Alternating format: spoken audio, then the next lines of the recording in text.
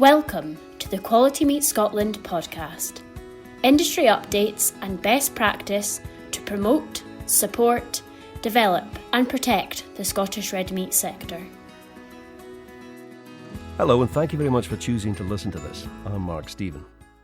For 2 weeks, a small enclave in the heart of Glasgow became the focus for huge media attention when world leaders visited the city for COP26, a meeting of politicians, scientists and negotiators aimed at addressing global climate change. It was a huge, very colourful event, but my abiding memory of COP26 will be something that happened at the very end. The conference president, Alex Sharma MP, was in tears, apologising that they weren't able to do what they really wanted to do. He clearly felt that the final proposals didn't go far enough, and to be honest, many people will agree with him. But clearly, some progress was made. Mairi Gougeon MSP is the Scottish Government's Cabinet Secretary for Rural Affairs in the Islands. She joins me for this QMS podcast. Welcome, thanks very much for agreeing to do this. Oh, thanks so much for having me. Oh, no problem at all. What were your impressions of COP26? Well, I would agree with your comments there, Mark, because I know that there was a lot of disappointment expressed that the Climate Pact didn't have everything in it that every country would have wanted to see. And I think, it's quite understandable the disappointment that the key issues were watered down in the final hours of reaching that agreement. But I think in saying that also, we have to recognise that, the summit did make progress on some of the important issues there as well. It was an event over the course of a couple of weeks that I'd taken part in, and I think one of the key elements for me was actually, and one of the most important ones was me getting to meet my ministerial counterparts from across the world as well, where, we all face similar challenges, some countries more acutely than others, and really to see what learning we can take away from that as well. I felt there was a very clear divide between those on the inside of the fence and those on the outside. I mean, those on the outside were extremely passionate, very vocal, trying to make their voices heard. Do you think they actually succeeded? Do you think that what they were doing had any impact at all on the final result? I certainly believe so, because I think that's what was important. I mean, you saw the strength of feeling, and I think that all of the activities that took place around that, I think it keeps the pressure on all governments really to do more. And I think it undoubtedly has an impact. And I think, though, that, particularly as a government in Scotland, we tried to bridge that, and the Scottish Government was there to provide the forums and really trying to support initiatives to build bridges between developed and developing countries, and also between young people and the leaders who are going to shape our future, and really try to help amplify the voices of those in the global south as well, and some of those voices that tend to be less heard in some of these negotiations. And we wanted to ensure that people were at the heart of the decision making in Scotland and at COP, which is why we also supported the Global Citizens Assembly. So that was really about empowering global citizens to take action. And we provided the participants in the Global Assembly and from Scotland's Climate Assembly a platform in the heart of the Blue Zone at COP so that they could feed in their proposals directly to decision makers, because I think that's what's absolutely critical here. Given that it was being held in Scotland, how did you feel about the fact that the Scottish Government was effectively marginalised? I mean, well, I know that we weren't a party to the negotiations, but I do think that, Scotland certainly played our part in securing a successful outcome at the summit. And I think that's something that I'm proud of too, because even though, like you say, the event was held in Scotland, and as a government, we were there and we were very much present. And I think you can see that from the sheer level of engagement that took place, and particularly from our First Minister. And as I touched on in your previous question to me as well, it's being able to make those connections with other governments, looking at where we can share challenges. To that extent, it was really successful for us in Scotland. And yeah, just proud to host that here and show our country and some of the work that's happening here, and some of the efforts that we're making to seriously tackle climate change in Scotland, because I think we have a good story to tell. The final agreement that was reached, what are the implications for meeting Scotland's own climate targets? Well, we already have some of the most ambitious targets in the world in relation to climate change. And I think that what's happened, what we've seen through COP is there are pledges there for us to go further, for us to go faster with that as well. So in relation to that, I mean, one in particular is about the methane pledge. So that currently takes us further than what we plan to do through our current climate change plan. So we're looking at what the implications of that mean for Scotland and really seeing what further action we can take in in that regard too. So while we do have some of the ambitious targets, it's about how we meet that. And I think that's what's come out of COP2, like I say, just pushing us to go further and to do that faster. It's pretty clear from what transpired in Glasgow that the lobbyists who were pro-coal, pro-fossil fuels, anti-radical change had a very successful run. How much of that kind of lobbying do Scottish politicians encounter on a day-to-day basis? Well, as a Scottish Government minister, and I know that ministers right across the board, it's part of the job. You undertake a wide range of stakeholder engagements that are relevant to your own portfolio. And when you look at some of the ministerial posts that we have in the Scottish Government, we have newly created roles as of this year. So we have the Cabinet Secretary for Net Zero, we have a Just Transition Minister, we have a Minister for Environment and Biodiversity. And I think that really reflects our ongoing commitment to ensuring that we engage and we work with every corner of society on our continuing journey to net zero in that regard. I mean, particularly from my perspective, the engagement that you have with all your stakeholders, it's such a crucial part of the job. And it's one thing that I certainly try to make sure in my post, where I deal with some areas where there can be very conflicting and often polar opposite points of view, that you engage with people in a fair and transparent way, and you do that equally. That's certainly something that I attempt to do, and I know that the other government colleagues are the same. And it's to make sure that you're obviously listening to all the different sides of any potential debate. And of course, we have to make sure that that's transparent. And I think it's really important for people to see, obviously in Scotland, we have the lobbying register as well. So all of that information has to be published. And I think it's really important for members of the public to be able to see that and to see the engagements, that whether that's at government or even as members of the Scottish Parliament, the kind of work that we undertake.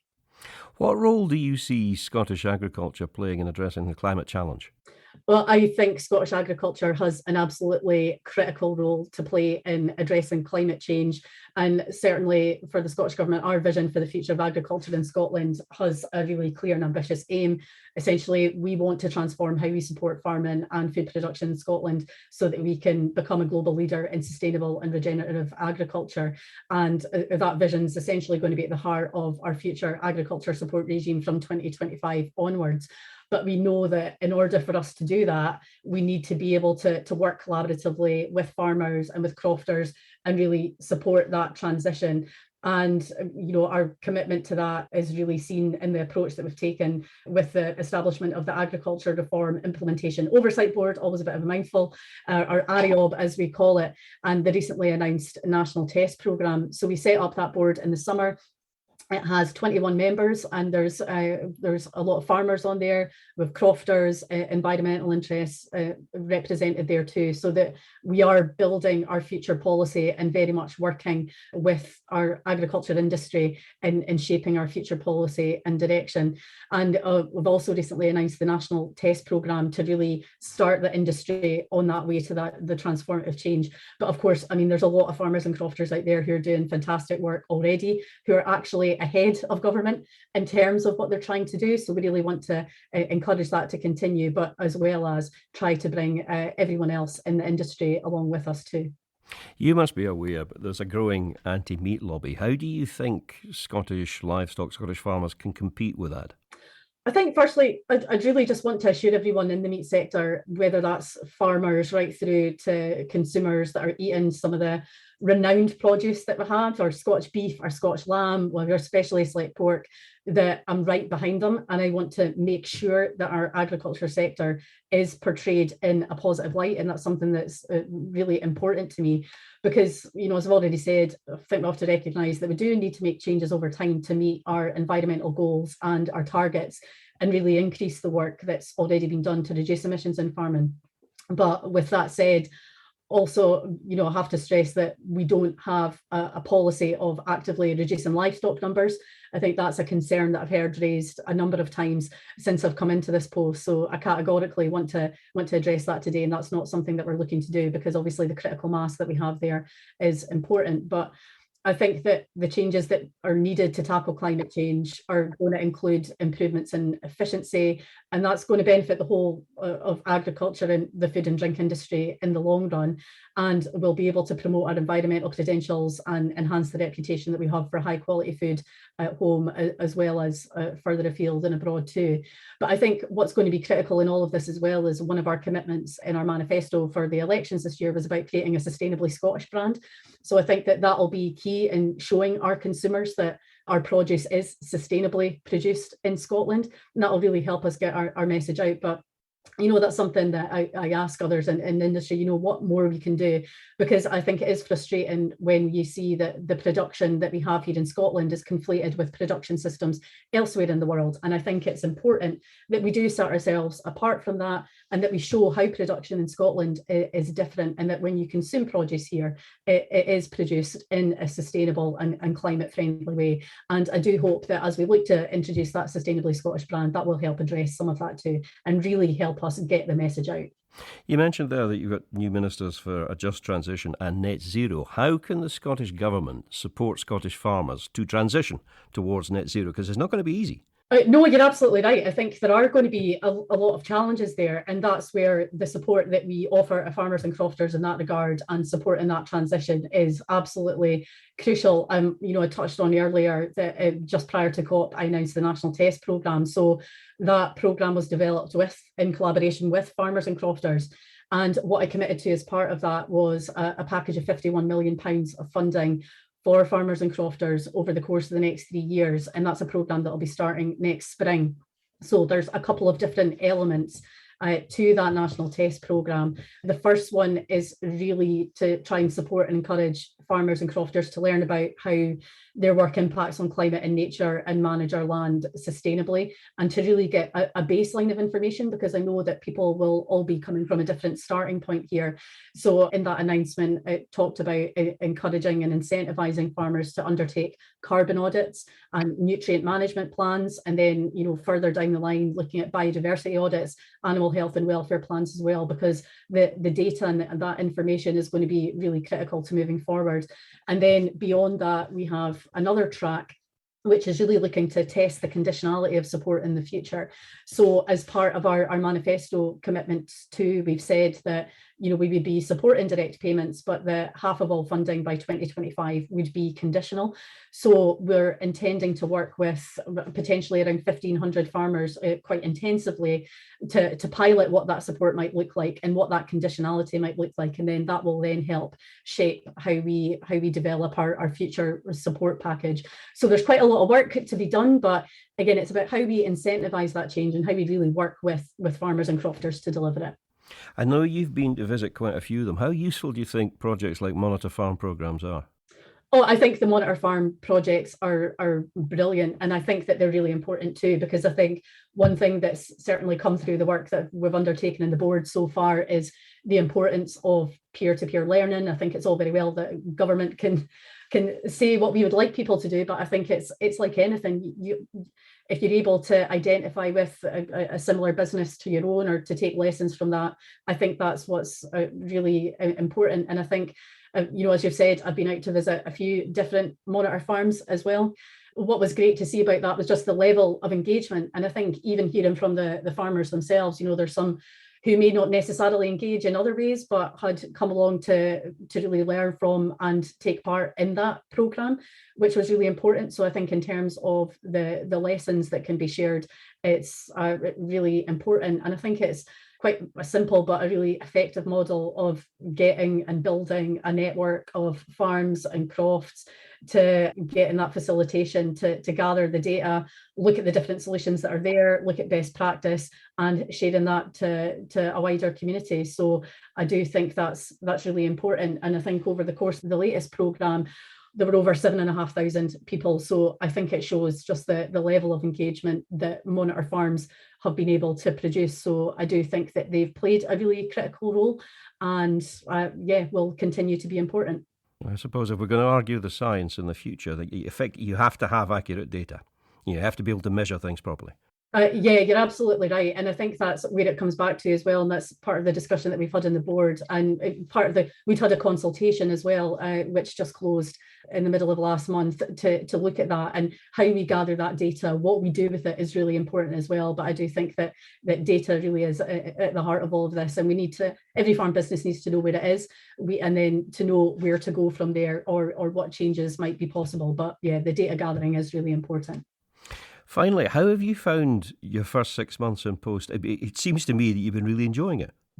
Yeah, I have been enjoying it. I mean, it has been hugely challenging as well, because I think certainly in my portfolio, where I deal with agriculture, I deal with fisheries, animal welfare, there's a lot of complex, and the islands as well, there's a lot of complex issues within that. And I think especially now, I'd be lying if I was saying that I wasn't daunted at the prospect when, first coming into this job, just at the level of transformation we need to see. This is a really critical time we're at in Scotland, right across all these sectors, and probably one of the areas of government where we're going to see the most transformative change.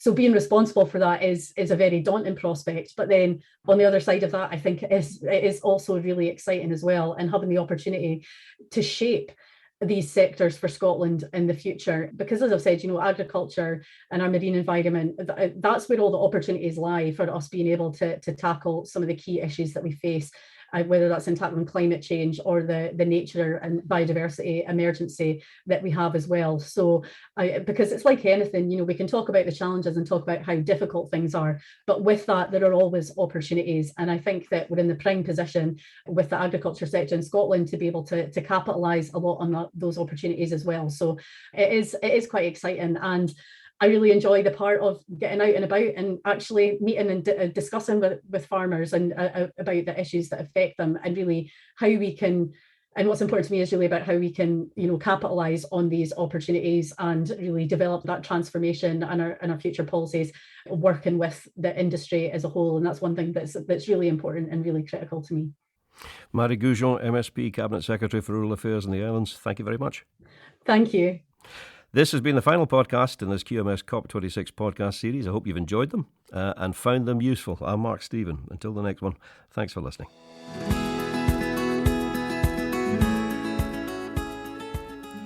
Thank you for listening to the Quality Meat Scotland podcast. For news and to listen back to previous episodes of the podcast, visit qmscotland.co.uk. For Scotch beef, Scotch lamb and specially selected pork recipe videos and inspiration, visit www.scotchkitchen.com or follow Scotch Kitchen on Facebook, Instagram or Twitter.